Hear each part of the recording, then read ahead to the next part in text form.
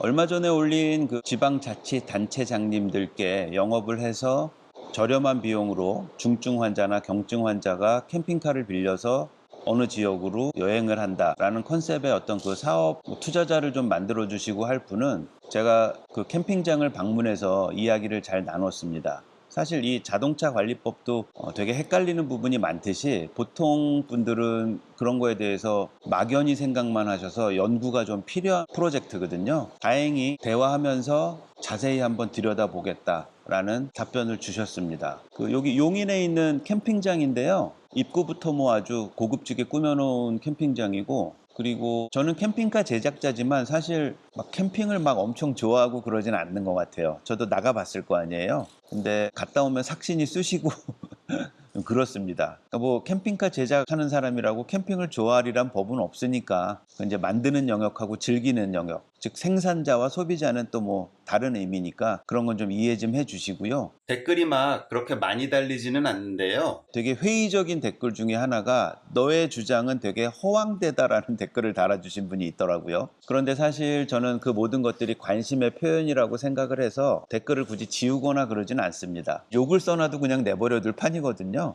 어쨌든 뭐 의견 개진들 해주시면 그만큼 제 영상을 봐주신 거니까 오히려 감사하다는 말씀 드리고 싶고요. 허황되지 않게끔 제가 한번 차근차근 이야기를 시청자 여러분들한테 보고를 드리는 걸로 해보도록 하겠습니다. 상담은 잘 진행을 했고요. 좀 더 유의미한 상담, 유의미한 상담으로 이어지고 있습니다.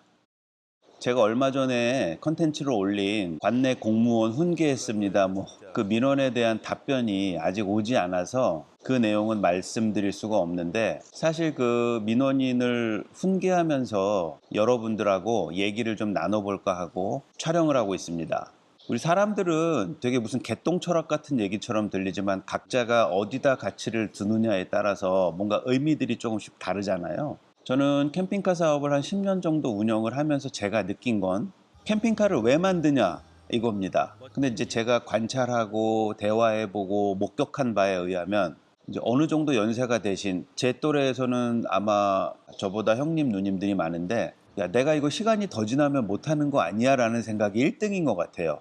저의 주관적인 견해라 완전 뭐 과학적인 거랑은 무관합니다. 사실 저라도 그럴 것 같거든요. 야, 이거 내가 이거 못 해보고 죽으면 참 억울하겠다라는 생각이, 어디 뭐 저기 갑자기 뭐 스페인에 가서 한 달 살기 하거나 뭐 아르헨티나 가서 한 달 살기 하거나 이런 게 아니라면, 그래?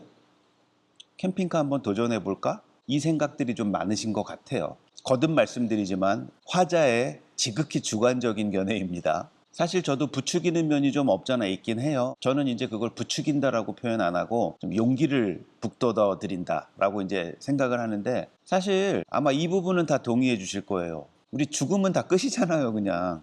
그러면 그 전에 뭐 해볼 것들이 좀 있지 않습니까? 자식을 잘 키운 분도 계실 테고, 아니면 배우자한테 무한 사랑을 받은 경험을 가지신 분도 있을 테고, 캠핑카도 그 순위보다는 아래겠지만 뭐 상당히 자리매김을 하는 것 같더라고요. 저는 제가 캠핑카를 운용해서 얻었던 좋은 추억 중에 하나는 정말 놀랍게도 바닷가에서 양치질 했던 기억이 제일 많이 생각이 납니다. 흔치 않은 경험이죠.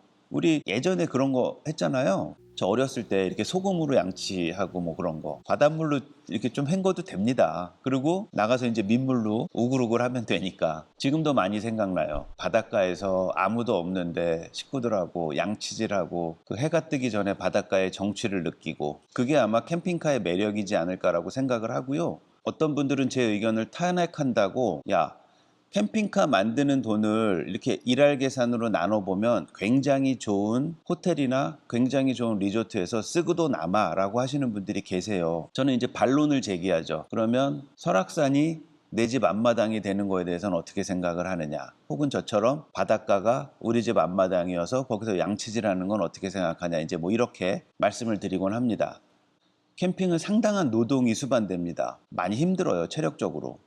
그래서 저의 권유사항은 캠핑카 만들고 싶어서 덜컥 만들지 마시고 우선 렌트를 좀 해보는 게 어떨까 생각이 듭니다. 렌트는 알아보면 있는데, 사실 렌트를 계속 하면은 비용이 많이 올라가기 때문에 이제 캠핑카를 만드는 거잖아요. 그래서 우선 1순위로는 캠핑이라는 행위가 나랑 맞는지 안 맞는지를 먼저 알아보시고 캠핑카 제작을 할지 말지를 고려해 보시는 게 더 합리적일 것 같습니다. 자, 이제 그러다 보니까 우리는 이제 법치주의 국가에 살고 있지 않습니까?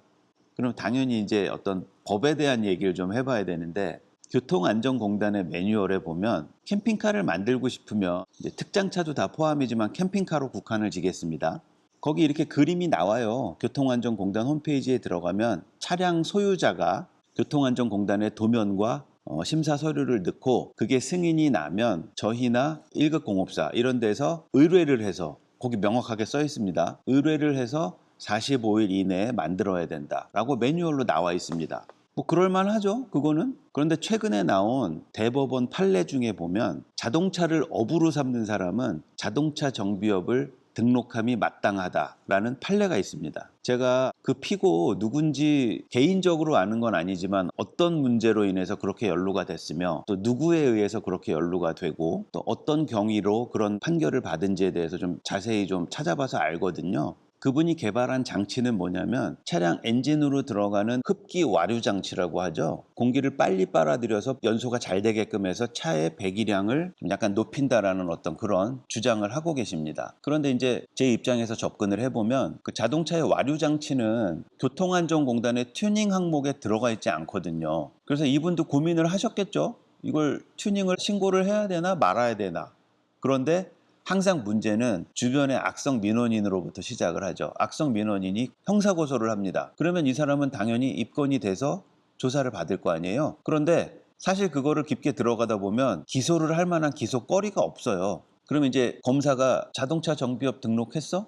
이제 이렇게 해야겠죠. 근데 이제 이 판결이 3심까지 갔습니다. 결국에 대법원에서 좀 아까 말씀드렸다시피 자동차를 업으로 삼는 사람은 자동차 정비업을 등록해야 된다. 이제 여기서부터 제가 이제 궁금증이 너무 많이 생기는 거죠. 그럼 개인적으로 자작으로 캠핑카 만드는 사람들은 전부 불법자잖아요. 그럼 여기 유튜브에 보면 많이 나와 있어요. 자작으로 만들었는데 헉 이런 기능이 뭐 이런 거 많습니다. 그분들 다 고소하면 다 기소되는 거거든요. 왜냐하면 개인이 만들면 안 된다고 법으로 나와 있으니까요. 그런데 그걸 악의적으로 하는 사람이 누가 있습니까? 그냥 보고 그냥 그런가 보다 하는 거고, 저처럼 악의적인 민원인에 시달리는 사람은 이제 그런 걸 대비를 해야겠죠. 교통안전공단 검사소 앞에 가면요, 튜닝 완료 증명서 내주시는 걸 업으로 하시는 분들이 있어요. 그분들이 그렇게 하면 되는지 안 되는지는 제가 노코멘트를 하지만 그렇게 다 해야 되는 거거든요. 매뉴얼이 그렇게 할 수밖에 없어요. 그러면 이제 자기가 열심히 만들어서 튜닝 완료 증명서를 1급 공업사로부터 발급을 받아서 튜닝을 완료해서 캠핑카로 타고 다니는 거죠. 근데 무슨 판사가 시인도 아니고 형사법을 다루면서 그렇게 낭만적인 판결을 내리는지 너무 궁금한 거예요.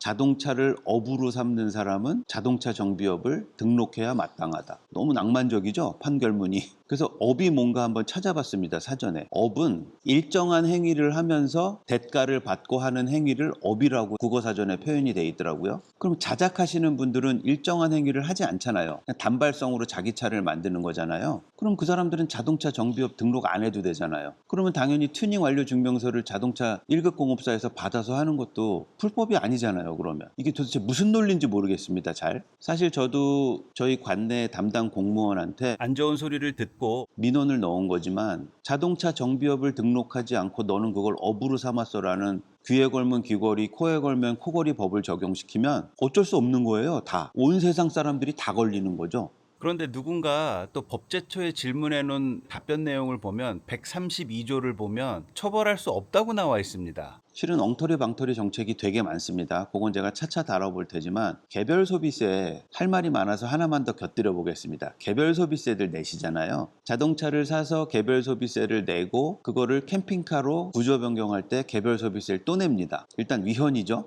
근데 얼마 전에 제가 경험한 거예요. 내가 르노 마스터라는 차량을 사서 한 1년 끌고 다녔어요. 그러다 보니까 이제는 캠핑카로 이걸 만들어야겠는데? 라는 생각이 들어서 캠핑카 업체를 알아봅니다. 그래서 그걸 캠핑카로 구조 변경을 하잖아요. 또 내야 되는 거예요, 개별 소비세를. 이게 말이 되는 법입니까, 이게? 오늘 45인승 버스 텔레비전 다이 이렇게 색깔 좀 바꾸고 모양 바꾸는 가구를 만들다가 갑자기 그런 생각이 드는 거죠. 저도 분명히 저것도 자동차잖아요. 자동차를 업으로 삼는 저는 안에 가구를 만들어주면 튜닝을 활성화시키겠다고 정부 법안이 나오면서 이런 그 배치되는 그런 내용들이 좀 나오는 것 같은데요. 사실 우리나라에도 있습니다. 튜닝 산업협회라는 곳이 있어서 튜닝 활성화에 대해서 이분들이 앞장서주고 싸워주고 하는 그런 단체가 있는데 그거는 제가 차차 알려드리면 되고요. 튜닝사라는 라이센스가 있습니다. 1년에 4번인가 뭐 시험을 본다고 하더라고요. 갑자기 이제 그 관내에 있는 관공서 담당자들한테 훈계하면서 이런 문제들이 있네라는 이제 생각이 들어서 이렇게 말씀을 드려보는 거고요. 혹시 저처럼 그런 악성 민원에 시달리시는 분들이 있을까라고 생각을 해보면 또 의외로 많으신 것 같더라고요. 그 와류장치 만들어서 대법원에서 패소하신 분은 아마 제 추측이지만 고소한 사람한테 민사사건에 또 시달리실 겁니다. 자동차를 업으로 삼는다. 그럼 튜닝 완료 증명서 낼 수 없는 2급, 3급 뭐 경미한 튜닝 이런 건 뭔지 또 그것도 궁금하네요. 제가 그래서 관내에 있는 담당자한테 아시나 모르시나 이럴 땐 어떻습니까? 이럴 땐 어떻습니까? 이제 질문 공세를 좀 펼쳤더니 이분 대답이 걸작인 게 저도 교통안전공단에 물어봐야 되니까 저한테 물어보면 제가 한 달이 걸쳐서 답변해 드려야 되니까 직접 물어보세요 그러더라고요. 담당 공무원 맞는 건가요? 저는 책을 열심히 읽지는 않지만 그 충무공의 난중일기에 보면 충무공이 이렇게 써놓으셨다고 그러더라고요. 임진왜란 때 왜군들이 막 배에서 내려서 상륙도 하고 막 이런 거를 보실 거 아니에요 맨날. 나는 그들의 적의를 도무지 알 수 없다라는 표현이 나옵니다. 그러니까 뭐 추측컨대 이 상륙작전을 해서 육지에 올라서면 그냥 우리 백성들을 막 칼로 베 죽이는 장면을 아마 보고 그러지 않았을까라는 생각이 듭니다. 이 민원을 지속적으로 넣는 사람들의 적의를 알 수가 없습니다. 전 도대체 왜 그러지? 이제 뭐 그런 생각이 드는데 거기다가 이제 충무공이 한마디 덧붙여 놓으셨죠. 저들의 씨를 말려서 후세에는 우리를 업신여기지 못하게 할 것이다 라고 엄청 무시무시한 소리를 해놓으셨어요. 그랬더니 토요토미 히데요시가 죽으면서 유언으로 한마디 남기죠. 이순신을 보면 무조건 도망쳐라. 이 민원인들도 좀 그렇게 되면 안 될까요? 너무했나요?